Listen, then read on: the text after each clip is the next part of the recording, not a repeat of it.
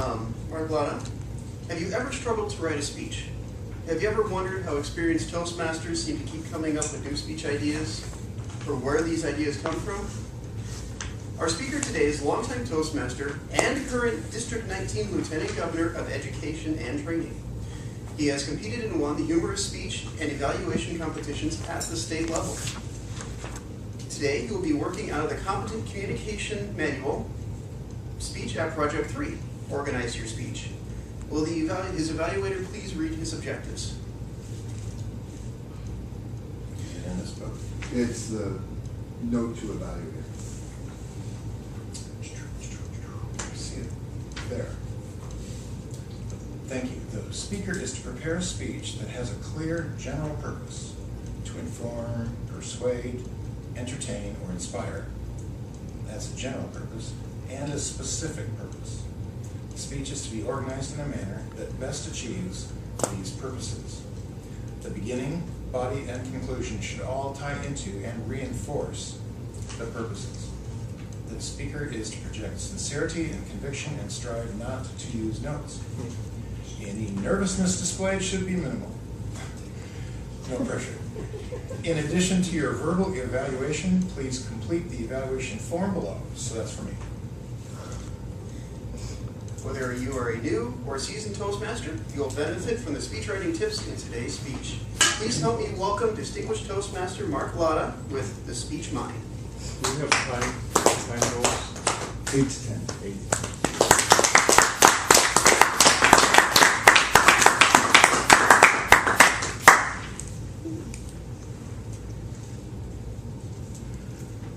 American humorist Kip Hubbard once remarked, "Why is a fellow who says, 'I'm no speech maker,' just leave it at that instead of giving a demonstration?"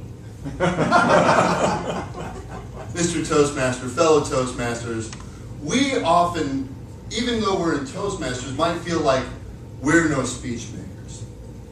After all, I can tell you from personal experience, writing a speech and coming up with new ideas takes a lot of time and creative energy. Fortunately, I have discovered the motherlode of speeches. In fact, I have developed my very own SpeechMine. And today, I want to share with you how I use my SpeechMine to create speeches and maybe give you some ideas on how you can create your own SpeechMine. It's a 3-step process. First, you have to be observant. Second, you have to be organized. And finally, you have to be brief. If you're observant, organized, and brief, you'll be able to unearth speeches in a way that you never would have before. Now, I talk about it like a SpeechMine because really that's what it is. You have to really dig for those ideas. You would laugh at somebody who said, "Hey, I'm a miner, and I go down into the ground and I look for fully developed rings." Right? That doesn't make any sense. But yet, when we give speeches or we try to set out to write speeches, we try to look for fully developed ideas and they just spring to life in your head and they're all done for you. That's not how that happens. First, you have to be observant. When I won the humor speech contest in 2005, the idea for that speech came from a t-shirt. In fact, I was assigned to give a speech the next week, and I was struggling for an idea. And I was wearing my favorite t-shirt. It says, "Chaos, Panic, Disorder. My work here is done." And I thought, it's kind of like a Toastmasters meeting. Chaos, panic, disorder. And I was observant and saw that that had the potential to maybe be a speech. So you have to be on the lookout for those opportunities. Let me give you a more recent example. I love eBay. Anybody like eBay? Love it. Love it. And I also like mid-century modern furniture. So I saw an Ames lounge chair online in a price that I could afford.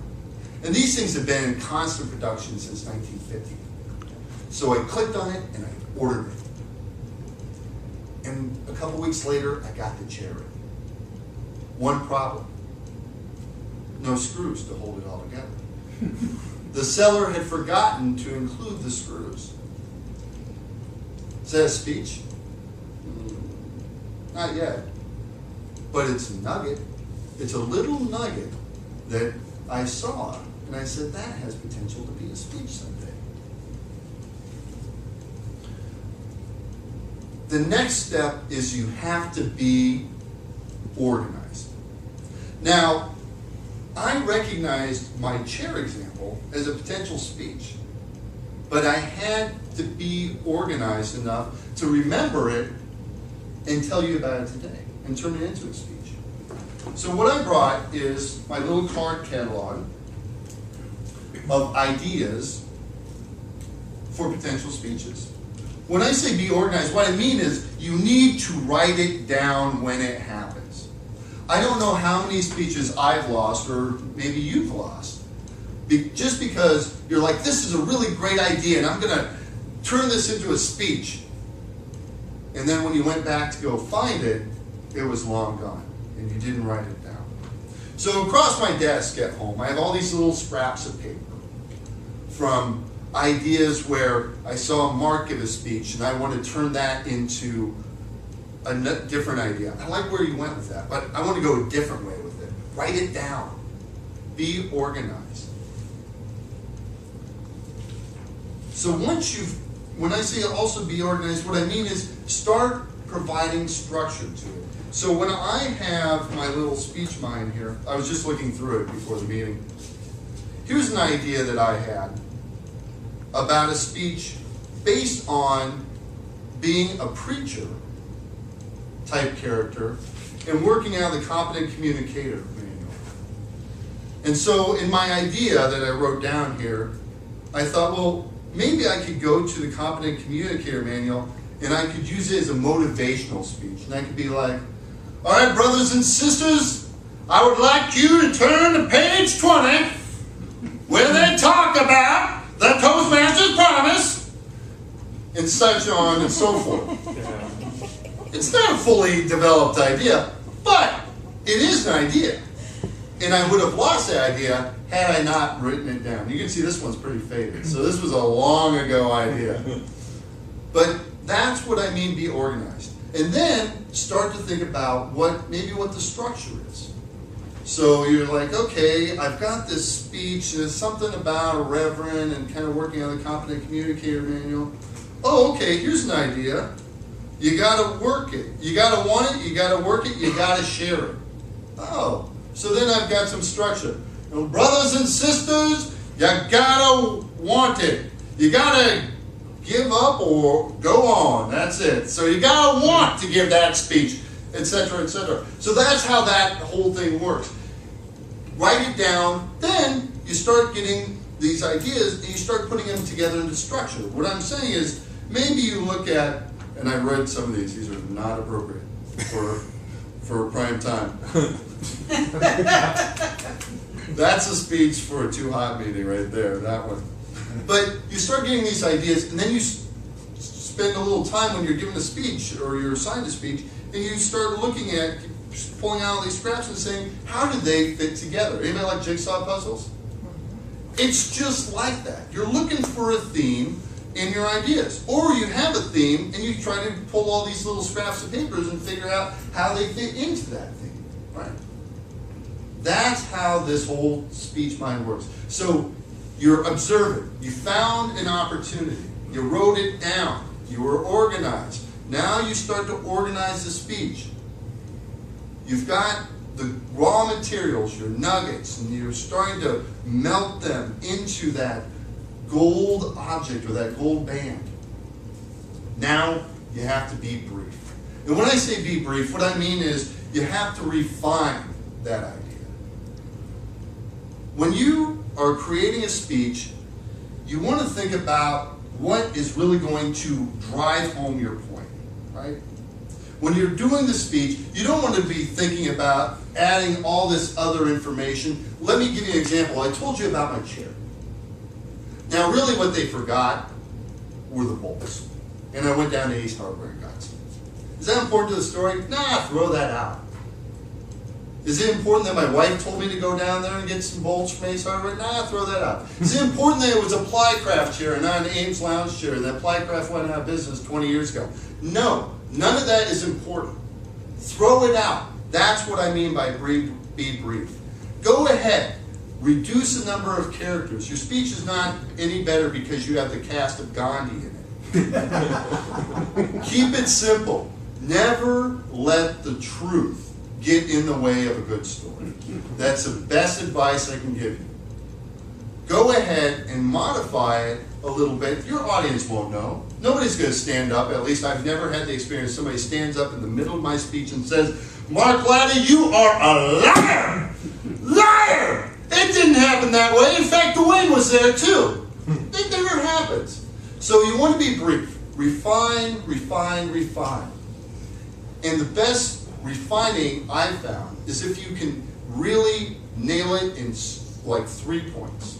You don't need 7 points or 18 points, just 3. It'll make it easier for you to remember. It'll make it easier for your audience to follow.